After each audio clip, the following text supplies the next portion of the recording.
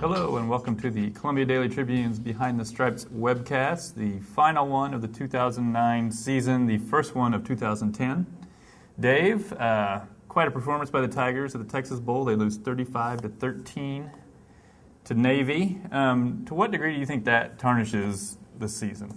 I think it's a major buzzkill because you played so well at the final third of the season. You beat Kansas in a dramatic game. You get a winnable matchup with Navy and Houston, and you just go out there and lay an egg. I mean, I think it's going to leave a mark on this season, and it also kind of brought up some problems that went on with this team during the year that we probably thought were fixed, especially on offense. All of a sudden they come back. I mean, they looked really shaky at quarterback, couldn't run the ball, didn't want to run the ball very often in cases when they should have. So I think the perception is probably bigger than the difference in record. I mean, 8-5, 9-4, neither's really great. But I think the perception of just how they finished, how they came out, looked so flat, looked completely disinterested in being there on both sides of the ball, really. I think that's going to sting for a while. And you know, this team had a chance to maybe finish in the top 25 if they win that game handily, maybe go into next season as a fringe top 25 team, maybe get some votes to challenge Nebraska in the North. Now people are going to remember that game, and it's going to stick with them for a while. To what degree do you think it was players being disinterested or anything, or just not executing? And what degree was it that they weren't prepared well enough to play this game? I think one of the things that sticks out is, you know, they didn't seem to have any clue whatsoever on how to stop the option. And as the game went on, they didn't get any better clue. I mean, that game would have went on for another quarter. I think they would have lost 60-13. I mean, it was getting worse and not getting better. But that was almost a little bit understandable because Navy does have a good offense. But when Missouri's on offense, Navy does not have a good defense. They resorted to playing a gimmick defense. They're almost conceding, look, we're going to try this weird thing because we can't do anything else to stop you guys. And it's like, okay, here's the obvious thing. We're going to play two linemen, so you run the ball on them. But it was not obvious to Missouri. I mean, how much is this a reflection on, you know, the coaches not getting them ready to play or not being able to adjust to what they were seeing? Yeah, well, sometimes I think criticism of play calling and coordinators' decisions, sometimes I think that's a little overblown. But then when you get in a situation of a bowl game, when you've got 3 or 4 weeks to come up with your game plan, I think you're under the microscope a little bit more. This team had a long time to prepare for this matchup. Offensively, they did a lot of things in practice. They had a bunch of trick plays that they were planning on running. I assume they plan on running because they ran them a bunch of times every day, really trying to get Jarrell Jackson involved. He didn't do anything in that game.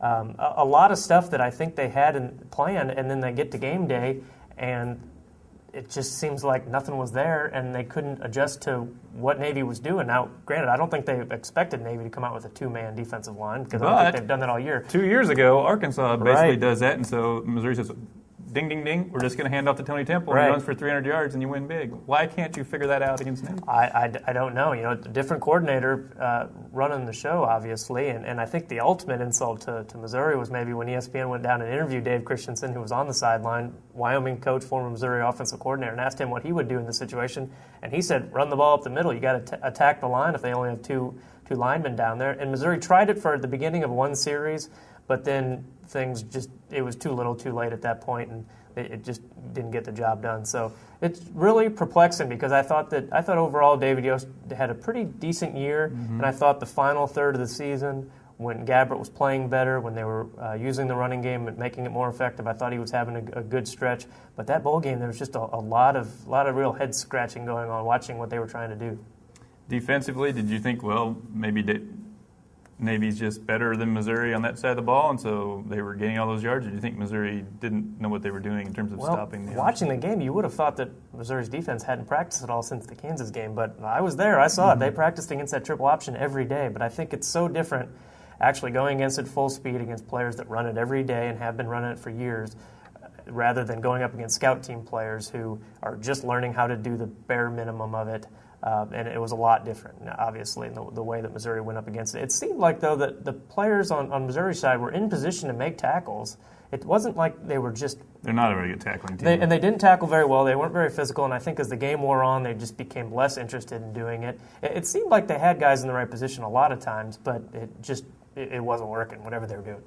You would think Missouri would have more speed than Navy, but Navy would run... It wasn't just the option. They would run that toss sweep, and they were getting outside, and Missouri was they couldn't defend that either. It wasn't just, and they couldn't defend the pass, of course, which we've come to expect. But I don't know. They just looked completely either. I don't think they were disinterested. I think they kind of saw that as, boy, this would be nice if we can win 9 games in a year like this.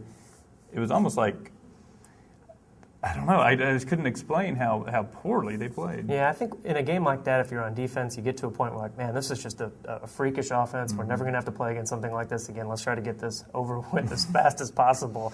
And we saw what happened. All right. Well, we'll move along, as the Tigers must. We're going to look back for our season-ending awards. A few of these are obvious. A few of them were very difficult to come up with. Offensive MVP would be in the obvious category. Denaro Alexander has to be rewrote the single-season records for Missouri receiving and is right up there with Justin Gage and Jeremy Maclin for the best of this era. Offensive newcomer, this would be a difficult one. Well, Missouri plays so many true freshmen now these days that they don't do a lot necessarily that first year, so it's hard to find a newcomer that did much. I guess by default you got to go with Kendall Lawrence because he played the most.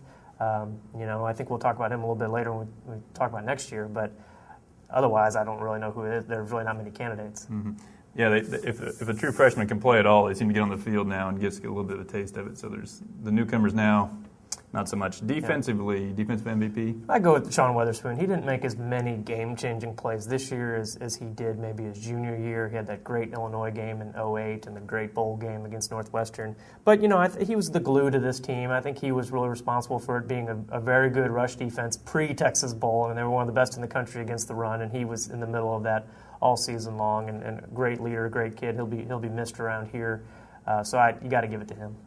I wouldn't give it to him. I would give it to Alden Smith. Not to steal your thunder on the newcomer award, but to me, kind of like you said, I remember last year Weatherspoon just made so many big plays, and this year, really the only one I remember was against Colorado on a 4th down stop. He did make a big play to get for Missouri to get off the field, but by and large, it was kind of easy to not notice him. Whereas Alden Smith, I thought, made a lot of big plays, played the run and the pass pretty well.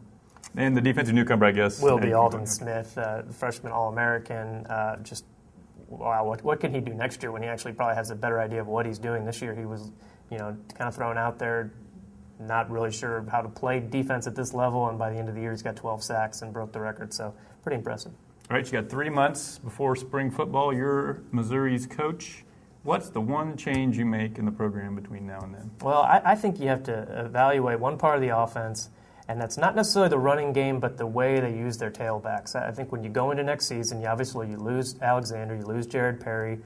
You've got 3 decent running backs, I think, in Derek Washington, Devin Moore, and Kendall Lawrence. You got to find a way to get them involved somehow. And I'm not saying that means you just have to call the same plays more. I think you just expand the offense a little bit. Look at what Texas Tech does and how they use their running backs. They throw a lot of screen passes to those guys, get them really involved in the passing game. Short throws like they did with Alexander this year on those bubble screens. I think you can maybe open that up and do that more with the running backs and just get those guys involved. That was the plan going into the year. We heard that Missouri was going to lean on these tailbacks because they like them and Gabbard's so inexperienced. And then here we are. I think the Texas Bowl was kind of the epitome of the season. They've got these backs, but they don't really know how to use them and know how often to use them. I think you just have to take a long look at those guys and how you can get a little more balance. Because I think Gabbard needs some more support. I just don't think he's accurate enough. He looks shaky at times against an average Navy defense where he needs more support from those guys behind him or next to him in most cases. So that's what I would look at. And Gabbard, I think, will get better. He's not a guy who's played a lot of quarterback before, but especially in that Navy game, he was kind of wandering into trouble when he didn't need to. I mean, there was no pass rush, basically, and he was just sort of leaving the pocket or wandering into sacks that he didn't need to take. But my change would be, in a similar vein, I think they need at least some sort of quicker hitting running game. This kind of was a hot topic in the middle of the year when they were struggling so much. But for them, they kind of fell so in love with that empty backfield. And if you want to run the ball you're bringing Derek Washington in motion about 50 yards and hand the ball, and everybody knows exactly what's coming. It takes so long to develop. If teams are going to play you, I mean, not many teams play Missouri the way Navy did, but if teams are going to want to just drop everybody back in pass coverage, you got to be able to get the line a little quicker than what they do on these running plays. I mean, I don't see the disadvantage of it just having that in your attack for just such an occasion, but they really don't. And also for short yardage plays. In that Navy game, they went under center twice and just gained 10 yards on 2 plays, but it's like, no, that's not the way we do things here. We don't want to gain 10 yards on 2 plays, so we'll go back to what we were doing before. Yeah. But I think that's something that you see a lot of spread teams do it that way too. I mean, just a little variety would be fine. Right. One other thing I would maybe look at is take a good hard look at James Franklin, the quarterback, freshman quarterback who's coming in January, so he should be on campus soon. He'll be here for spring practice. Not to expect him to take the job away from Blaine Gabbert, but maybe come up with a package for him if he's advanced and as skilled as it looks like he was as a senior in high school. Come up with some kind of option attack with him to change things up a little bit during a game, make him ready in case that he is good enough to maybe challenge Gabbert a year from now in 2011, or if Gabbert's still around for his senior year. So I don't know. I think if he's going to come in early, see what he can do, maybe create something for him. All right, well, thanks for watching the webcast throughout the season, and we will be back before spring practice to preview that.